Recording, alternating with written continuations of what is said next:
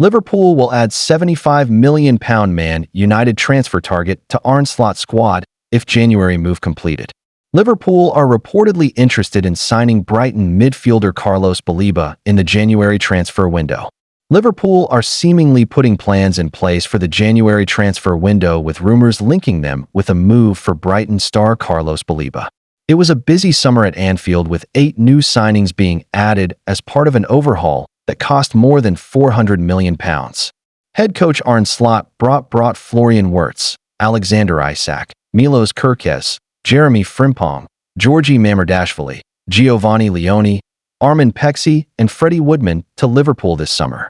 Now, fresh reports are already providing rumors about who the reigning Premier League champions could target next. Baleba's future was the subject of speculation earlier in the summer, with the midfielder heavily linked with a move to Manchester United. There have even been suggestions that Brighton could demand a fee in excess of £100 million for Baleba's signature should any club express a genuine interest, reports the Liverpool Echo.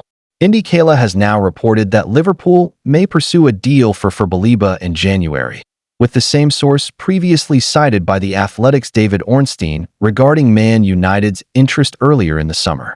It remains to be seen if the reported interest is true, and the Reds may have their own valuation for Baleba if they do decide to approach Brighton for a deal in the new year. The CIS Football Observatory have run the numbers and placed their own valuation on Baleba in the current market. Indeed, the website estimates that the Brighton star is worth between €75 million, £65 million, and €87 million, £75 million. Liverpool were not heavily linked with signing a midfielder in the summer, and instead chose to prioritize strengthening their defense in the final hours of the transfer window. Crystal Palace star Mark Guéhi was a target, and a deal was agreed between both clubs before the move fell through at the 11th hour. "I think it would be ridiculous if I'm going to deny we were close to signing him," Reds boss Slot said of his side's attempts to sign Guéhi. "That is so out in the open that would be ridiculous. These things happen in football. It happened to our players maybe in the past as well, that they thought they were so close to signing somewhere else, and then in the last moment, things change. This can happen. For me, we would like to sign him, of course, because we were in for him. Like I have said many times, if we feel we can strengthen the team with a chance in the market, we never hesitated to do so, and that's what we tried to do," Slot added.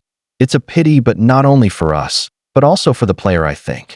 But he's in a good place, playing at Palace, where he won the Community Shield and the FA Cup with a very good manager as well." Thanks for watching. Like and subscribe.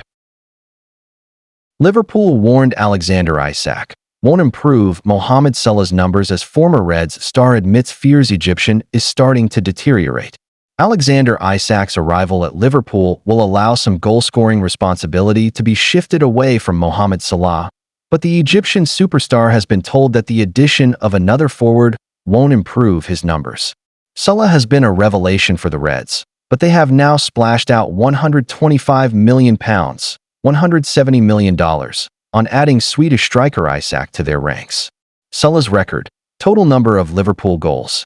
Salah has registered 247 goals for Liverpool through 406 appearances, becoming a club legend at Anfield in the process. He has committed to a new contract that is set to keep him on Merseyside until 2027. Isak, the most expensive signing in British football.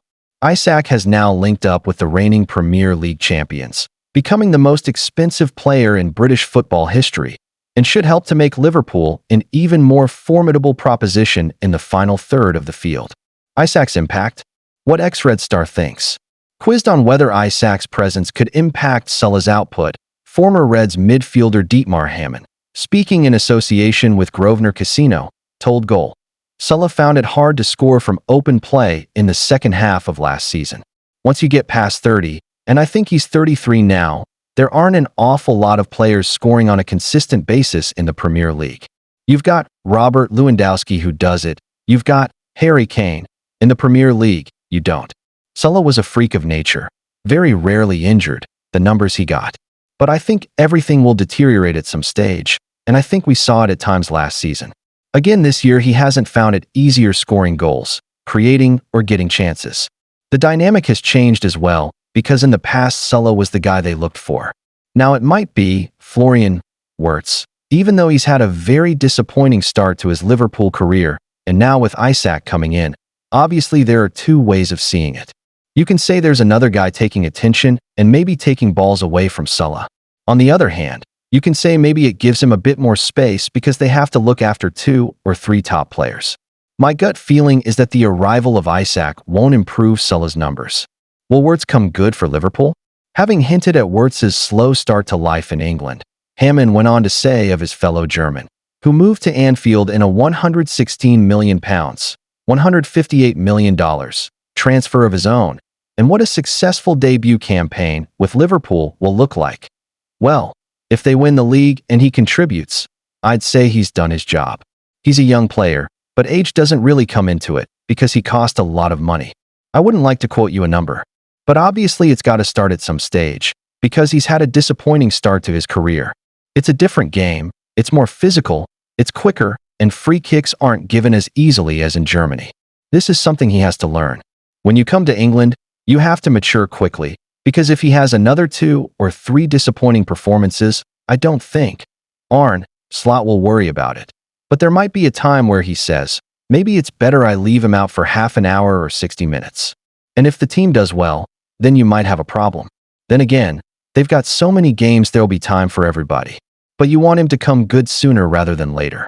I'm not a big fan of assists because if you pass the ball 3 yards and somebody knocks it in the top corner from 40 yards, you get an assist for it. So I'm not a big assists man.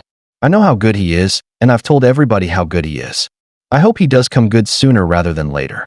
In all competitions, I'd be disappointed if he doesn't get into double figures for goals. Perfect start. Liverpool flying in 2025-26. Salah was on target in Liverpool's latest fixture, as they maintained their perfect start to the 2025-26 campaign. But that effort was a 95th-minute penalty. The Reds are yet to determine when record-signing Isak will be cleared to make his competitive debut for the club. Thanks for watching. Like and subscribe. Snubbed Liverpool star now a prisoner at Anfield after extraordinary counterclaims made. A remarkable report described a snubbed Liverpool player as a prisoner at Anfield, while other sources have adopted the polar opposite view. Liverpool's attacking ranks experienced wholesale change this summer. Rio Ngamaha has been promoted into the first team, while Florian Wirtz, Hugo Ekitike, and Alexander Isak were all signed for huge fees. Luis Diaz, Darwin Núñez, and Harvey Elliott were sold, and tragically, Diogo Jota passed away. One player who remained at Anfield despite rampant speculation he'd depart was Federico Chiesa. Chiesa did not lack for interest throughout the summer, with clubs in Italy and Turkey showing concrete interest.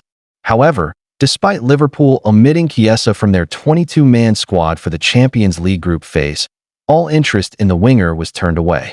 The most recent approach came from Besiktas prior to the Turkish window closing on Friday, September 12th. And according to a stunning report out of Italy, it's Liverpool and not Chiesa who rejected the move. Accordingly, the report branded Chiesa a prisoner at Anfield. The real truth on Federico Chiesa's situation. The claims Chiesa is being held at Liverpool despite an apparent desire to leave flies in the face of what the vast bulk of other outlets or sources are saying. Speaking back in mid-August following his late heroics against Bournemouth, Chiesa himself insisted he's happy on Merseyside, stating, "We'll talk to Liverpool, but I'll be honest, I'm happy here. I play for one of the best teams in the world. I have to wait and be ready like I was tonight. I have to prove that I can play for this team. I repeat, the manager has been very good with me in recent months."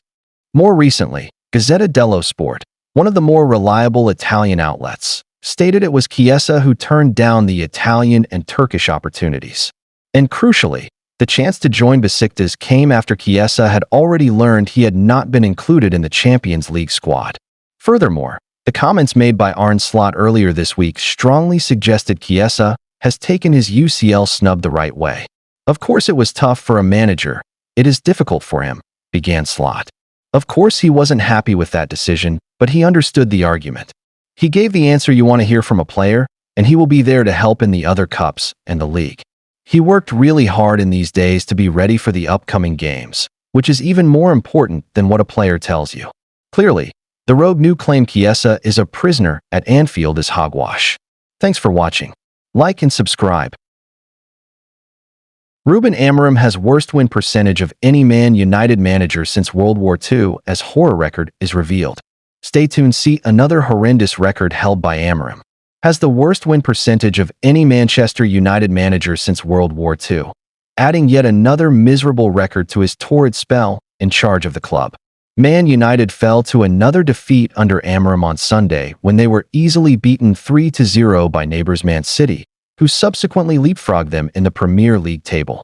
After just 5 games in all competitions, United have already suffered an embarrassing defeat to League Two side Grimsby, been battered by their local rivals, and needed a 97th-minute penalty to squeeze past relegation favourite Burnley at home.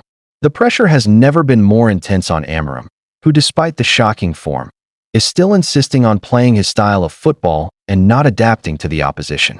But his results are now at an undeniably poor level, after stats provided by Opta showed that he now has the worst win percentage of any Man United boss who has taken charge of 25 or more games in the past 80 years.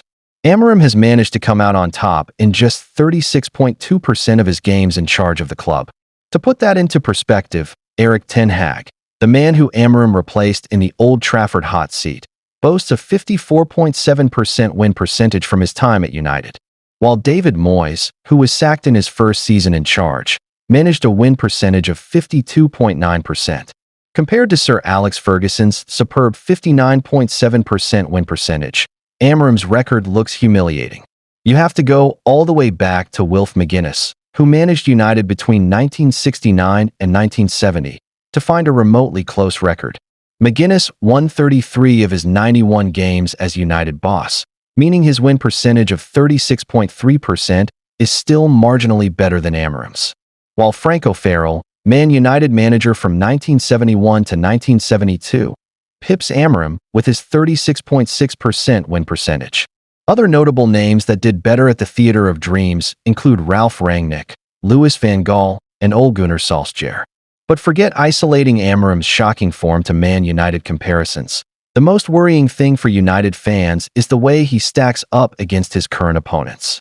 Since arriving in Manchester last November, Amorim's United have the worst record of any Premier League club still in the division.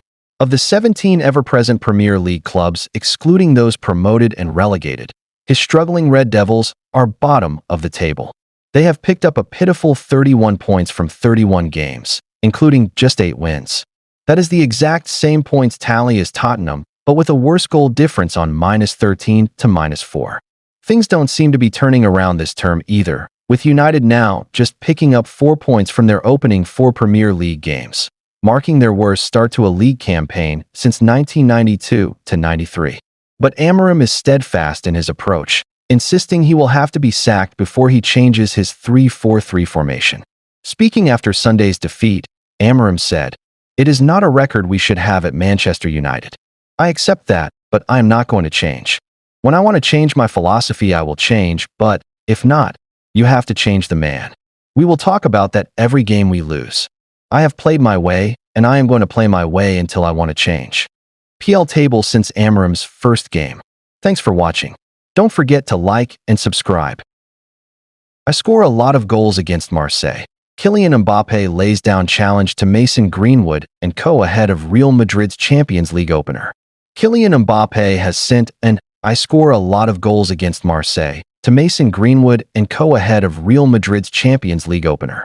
World Cup winner Mbappe will be lining up against opposition from his native France at Santiago Bernabeu on Tuesday, as Los Blancos get their European campaign for 2025 to 26 up and running in front of their own supporters. Mbappe waiting on first Champions League triumph. Mbappe is still waiting on the first Champions League triumph of his distinguished career, with the decision taken to swap Paris Saint-Germain for Real Madrid a year before ambitious League One giants finally got their hands on the most prestigious of prizes. How many goals has Mbappe scored this season? Los Blancos are determined to conquer the continent again this term, with Mbappe very much leading from the front. He has netted 4 goals through as many games at the start of the new season. Mbappe's record versus Marseille, goals and assists. He is now preparing to face Marseille, who are experiencing the league phase of elite European competition for the first time. Mbappe boasts an impressive record against the men from Stade Velodrome, registering 10 goals and 3 assists against them through 15 appearances for Monaco and PSG. What Mbappe said about facing Marseille again. Mbappe told Telefoot of facing familiar rivals. I score a lot of goals against Marseille. They've changed a lot with a new project. Mehdi, Benatia, director of football, is a friend. We'll see. It's cool to meet French teams again. Plus, we're playing at home, at the Bernabeu. It's nice. It's been a long time since they played in the Champions League. It's going to be nice to play against them. It's going to bring back good memories. Real Madrid's upcoming fixtures. Next up for Los Blancos. Mbappe was on target for Madrid in their latest fixture, as Xabi Alonso's side battled their way to a 2-1 victory over Real Sociedad with 10 men. After facing Marseille in midweek, they will remain on home soil for a Liga clash with Espanyol next weekend. Thanks for watching. Like and subscribe.